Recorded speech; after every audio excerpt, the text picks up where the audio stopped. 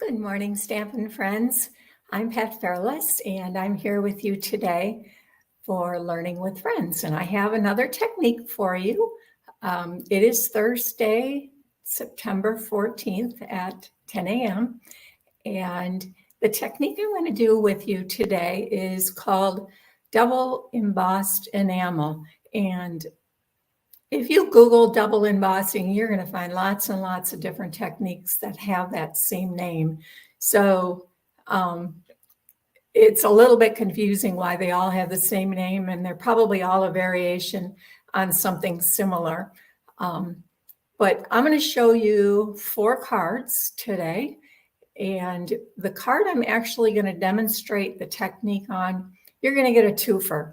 We're going to do both the double embossing, and in reality, we're going to do triple embossing with the one I'm going to show you. Not all of the cards have triple. Most of them will have double embossing, but the one I'm going to demonstrate, I do embossing 3 times. And it also uses colored embossing techniques. So you're kind of going to get a twofer, like I said. So let's go ahead and get started. And let me turn my camera down. Okay, so like I said, we are going to emboss this piece of basic white cardstock 3 times. One time is going to be heat embossed, and the other 2 times are with an embossing folder. And I'm going to use this particular embossing folder first. And this embossing folder is from the Elegant Eucalyptus embossing folders. It comes as a set of 2, and the other one looks like this. I don't know how well you can see that, but I'm going to also show you a card made with that one.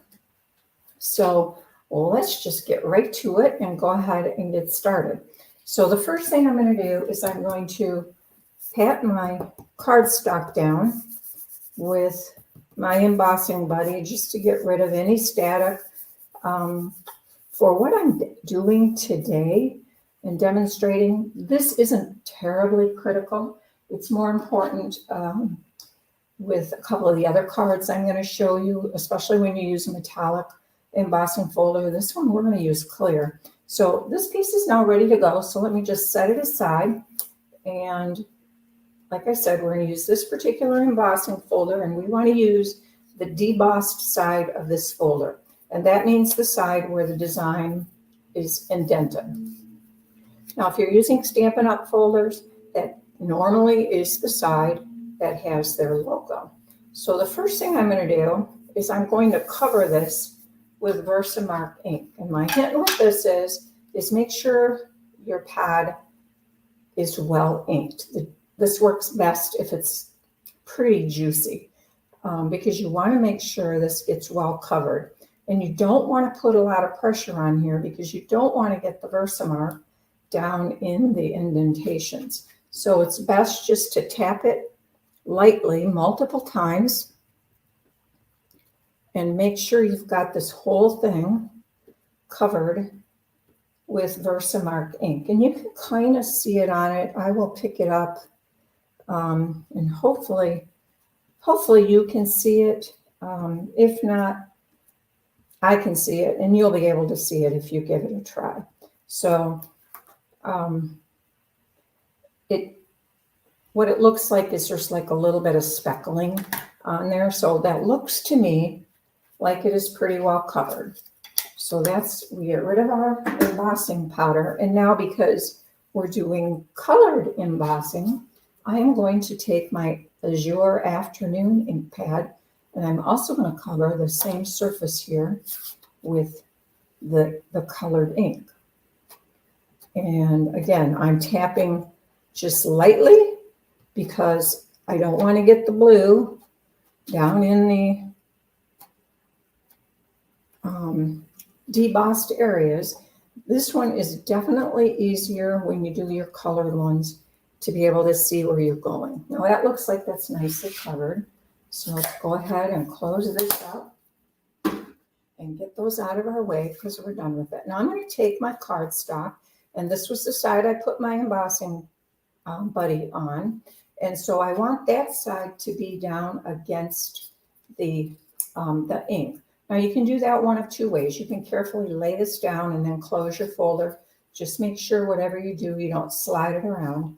I have found for me, it's easier if I lay it on the opposite side and then just close this on top of it and hold it securely and don't let it slide around. So I'm going to bring in my Stampin' Cut and Emboss, and since we're embossing, this is a 3D folder. We just need plate number 4, and I'm going to make my sandwich and go ahead. I'm trying to hold that so that cardstock did not slide around.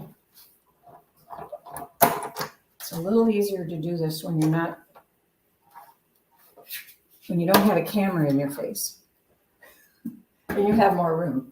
So let's get rid of this,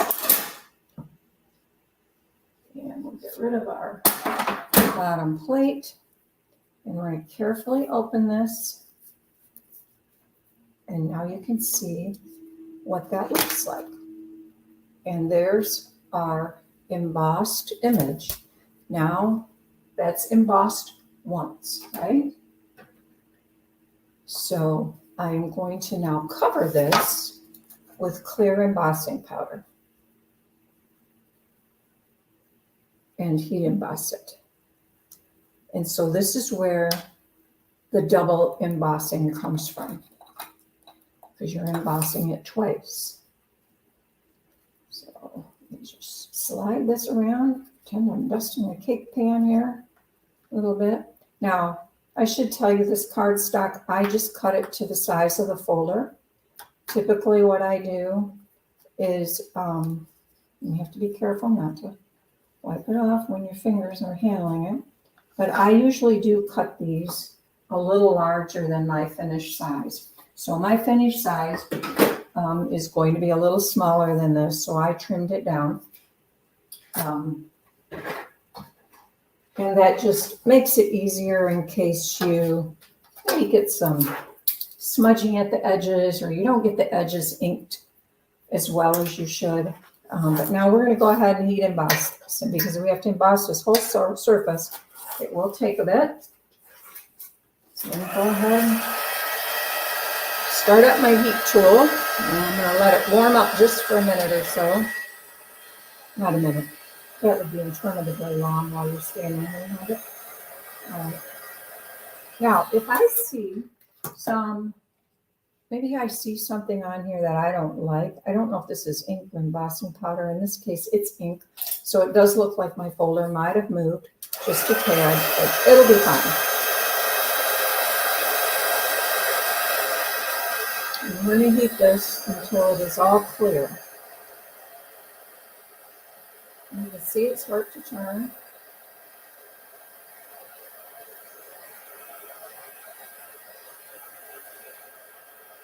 Once it turns, just as we know, just keep moving. Don't let it sit in the same place too long. If you overheat it, you will lose the shine of your embossing powder. So I have found it best just to kind of work progressively across some cardstock.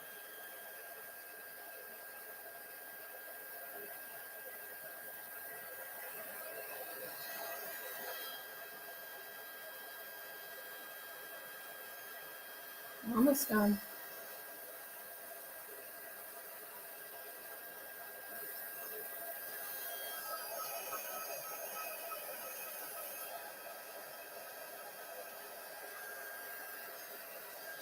Okay,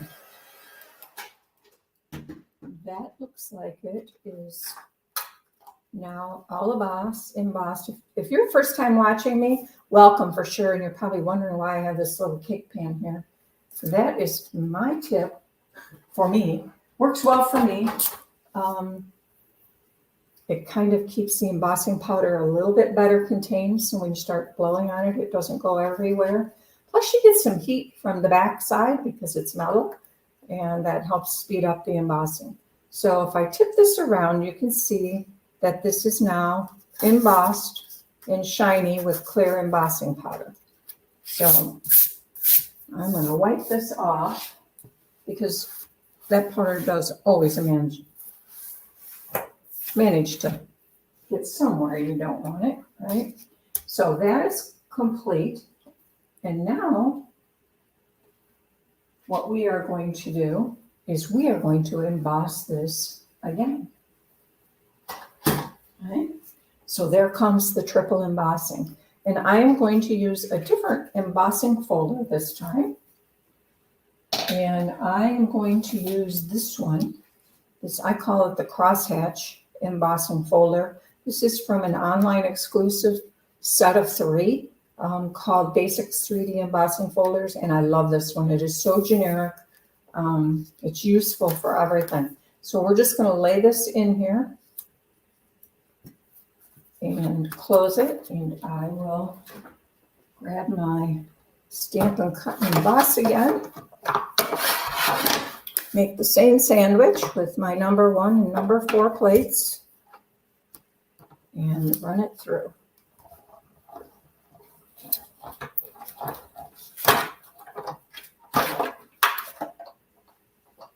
Okay. And now the big reveal. Because this completes our technique sheet. Now, can you see that? I think you can see the crosshatch in there. I'll bring it up a little closer. But it just adds some added texture to the design and adds a little bit more interest. This is totally optional. You don't have to do this last step, of course. But for that reason, because I dry emboss twice and I heat emboss once, I call it triple embossing. And it's enamel. The name enamel comes from the fact that you've heat embossed and it looks shiny like enamel would. So let me show you the card that I made with this. Here is my birthday card. And again, this was extremely simple. I did cut this down just a little bit to fit on my card because I think this was 3.5, about 3.5 by 6. And so this is 3.25 by 5.5. So that is the completed card. All I did was add a little sentiment here, cut with a stylish shaped die. And the designer paper in the background is from Bright and Beautiful. And again, this is Azure Afternoon, is the blue color. This ribbon here is iridescent white. It is in the new Fall Mini that just came out this month. And if you like everything or anything iridescent, you will love that ribbon. These are 3 little iridescent pearls. So that is the card made with the technique that I showed you today. Now, the rest of them that I'm going to show you are really double embossed because they have been embossed once with a embossing folder, and then the second time they have been embossed with embossing powder. So this is from the Painted Posies embossing folder, which is this one here. Just kind of has a floral pattern on it. I did find, you probably noticed, this one is somewhat of a, what word am I looking for? The images are a little bit deeper embossed, and once you're done with them, you can see an image. I think if you just used the crosshatch one to do double embossing, I don't think you would get much of anything. You really want something that has a deeper, more significant pattern to it. So that's why I chose this Painted Poppies, Painted Poppies, I think it's called. That's what I said. Painted Posies, not poppy, Painted Posies. And I used copper embossing powder, and then I just took my technique sheet and I cut it into 3 pieces and pulled it apart. So I had a little scrap. Again, like I said, I typically make my technique sheet. Normally I would start out with usually a 5.5 by 4.25. That's a full card size. And then you can cut it down, and That way you get some scraps to decorate whatever it is you want to decorate. I had a tiny little strip left, so I put that on the back of my envelope. So that was that card. Now, I did indicate to you that we were also going to use this second embossing folder from the Elegant Eucalyptus set. And this is the card I made with that. This one is double embossed, so I inked my embossing folder up with Versamark and then ran it through the embossing folder or through the Stampin' Cut and Emboss with my embossing folder, and then came back and added silver embossing powder. And here I just cut it down a little bit smaller as a little accent piece. These flowers are from Petal Park, and that stamp set comes with a punch that punches out all 3 flowers at once, and it also has a little leaf that you can punch out. So this is some sheer white and silver ribbon that's also in the new catalog. And then I just put 3 flowers on the inside. This ribbon I did not mention is copper ribbon. It is also from the new mini. Oh my goodness, shine and pretty like you wouldn't believe. Love it. And then the last card I saved to show you is a Christmas card. This card will actually be on my blog tomorrow. It'll be posted on Friday the 15th with a complete tutorial for the total card. There will also be written directions for this double embossing enamel. And this one I embossed with black and red. Black and white cards with a little pop of red has always been one of my favorite color combinations. So that's why I did this one this way. This little crate, cute little crate here with these poinsettias are from the Rustic Crate stamp set. That is also in the new mini, and I use the poinsettias. And there's dies that coordinate with this that I use to create the little crate with the handle, or the crate with the handle. Created a crate. And the embossing folder used on this one is the Countryside Blossoms embossing folder. This is from the annual catalog. So those are my 4 cards I wanted to show you. These 4 here are double embossed enamel. And then the one that I demonstrated for you today, I'm calling it triple embossed enamel. And that's just because I ran it through the embossing machine a 3rd time, or a 2nd time through the machine, but 3rd time it was embossed in some way. So those are our 4 cards today. So let me go ahead and flip back. And I hope you like that. It's actually pretty easy technique. Obviously you need a Stampin' Cut and Emboss machine or some kind of an embossing machine, because you're going to use your embossing folders, and you need a heat tool. But other than that, you really don't need very many supplies. So it's kind of fun and easy to do, and it makes pretty backgrounds. And again, like I said, my recommendation is make your background bigger than you ultimately want it. Sometimes there are portions of your background that maybe they didn't turn out quite as nice as you would like them to. Well, then you cut it down and you just use the parts you like. So, and you can use those other leftovers for scraps for the inside or the envelopes or wherever you want to use them. I didn't show you the envelopes or the insides of all the cards today. Most of them were just decorated with the scraps from the embossing. So there's a little strip of those somewhere on there. Anyway, that is our technique for today. I hope you like that. More importantly, I hope you learned something. If you are new to my channel, welcome. I'm so glad you're here. I'd love if you would subscribe and help me to grow my channel, and share it with your friends, because we always like learning with friends, and learning with friends is so much more fun than learning all about things all by ourselves, right? So have a great weekend, and we will see you next week with something else. Don't know what it'll be, but have a great weekend. Thanks.